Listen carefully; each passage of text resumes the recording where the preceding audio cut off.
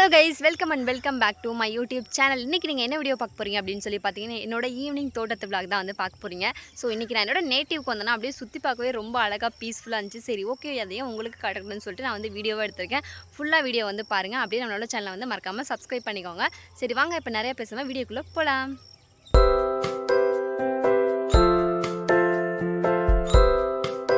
அவ்வளோதாங்க. ஊருக்கு போனோன்னே நானும் ஒரு கட்டப்பை எடுத்துகிட்டு அப்படியே நானும் தோட்டத்துக்கு போயிட்டேன். ஸோ தோட்டம் சுற்றி பார்க்கவே அவ்வளோ சூப்பராக இருந்துச்சு. இங்கே கருவேப்பிலை செடி, நவாப்பழ மரம்லாம் இருந்துச்சு.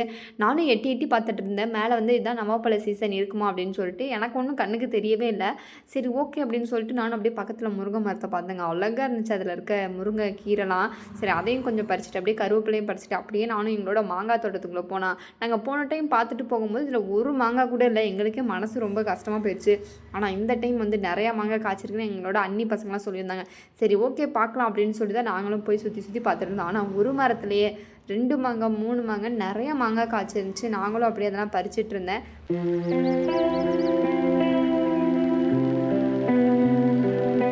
ஒரு மரத்துலேயே ஒரு 2 மாங்காய் 3 மாங்காய் நல்லா பெருசு பெருசாக குண்டு குண்டாக காய்ச்சிருந்துச்சு. பார்க்கவே ரொம்ப அழகாக இருந்துச்சு. இந்த மாங்காய் வந்து காயும் புளிக்காது, பழமுமே வந்து செம்ம டேஸ்ட்டாக இருக்கும். இது வந்து இந்த வங்கனவள்ளி அப்படின்னு சொல்லுவாங்களாங்க, அந்த மாங்காய் தான். தோட்டம் ஃபுல்லாகவே நாங்கள் இதுதான் வந்து போட்டிருக்கோம். ஸோ அதனால் ஒரு சில மரத்தில் நல்லா காய் காய்ச்சிருந்துச்சு, ஒரு சில மரத்தில் சுத்தமாக ஒன்று கூட கிடைக்கல. ஸோ ஒரு சில மரத்தில் 3 மாங்காய் கிட்டே இருந்துச்சு. ஸோ அதெல்லாம் நாங்கள் பறிச்சுட்டு கொஞ்சம் குட்டி குட்டியாக இருக்க மாங்காயில் நாங்கள் அங்கேயே விட்டுட்டு வந்துட்டோம். சரி, ஓகே, அதுக்கப்புறம் அங்கே இருக்கிறவங்க பறிச்சுக்கிட்டோம் அப்படின்னு சொல்லிட்டு அதுக்கப்புறம் நாங்கள் முடிஞ்ச அளவுக்கு எல்லாத்தையுமே பறிச்சுட்டு சுற்றி பார்த்துட்டு இருந்தாங்க. அப்படியே க்ரீனிஷாக அழகாக இருந்துச்சு. அதுவும் இங்கே வந்து தோட்டத்தில் வந்து அந்த குயில் கத்துற சத்தம், அந்த சன்செட்டு அதெல்லாம் பார்க்கும்போது அவ்வளோ சூப்பராக இருந்துச்சு.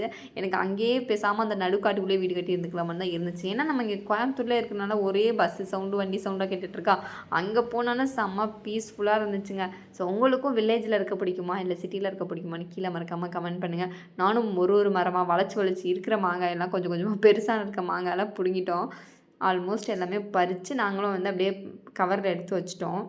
அதுக்கப்புறம் பார்த்தீங்கன்னா, ஒரு மரத்தில் பக்கத்தில் 2 மாங்காய் இருந்துச்சுங்க. பார்த்ததுமே குஷியாயிடுச்சு. அதுவும் நம்ம வச்சு வளர்த்த மரத்துலேருந்து ஒரு மாங்காய் காய்க்கும்போது அது தனி ஃபீல் தானேங்க. அதுக்கப்புறம் ஒரே குஷியாயிட்டாயி 2 மாங்காய் அப்படின்னு சொல்லிட்டு அந்த 2 மாங்காயும் பறித்து பத்திரமா வச்சுட்டு, அப்புறம் நிறையா மாங்காய் உள்ளுக்குள்ளே இருந்துச்சு. அதப்பெல்லாம் பறித்து வச்சுட்டு அப்படியே நானும் சுற்றி பார்த்துட்டு இருந்தேங்க. அதுவும் இந்த சன்செட் டைமில் செம்ம சூப்பராக இருந்துச்சு.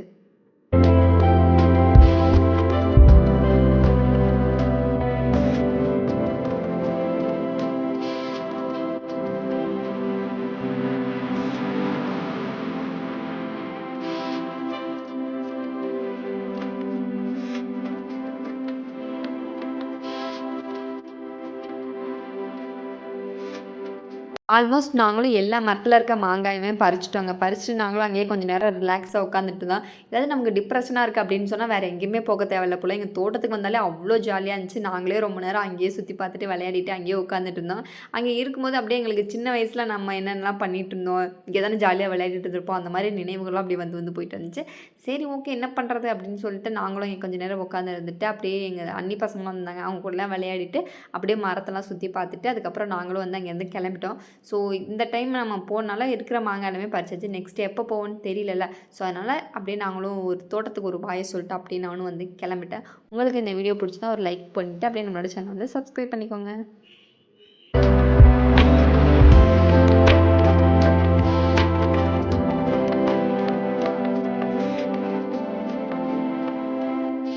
ஐ ஹோப் என்னோட வீடியோ வந்து எல்லாருமே ஃபுல்லாக பார்த்துருப்பீங்கன்னு நினைக்கிறேன். உங்களுக்கு பிடிச்சிருந்தா அப்படியே ஒரு லைக்கை போட்டு அப்படியே நம்மளோட சேனல் வந்து சப்ஸ்கிரைப் பண்ணிக்கோங்க. ஸோ நெக்ஸ்ட் வீடியோவில் மீட் பண்ணுறேன். Until then by from Viji. Bye.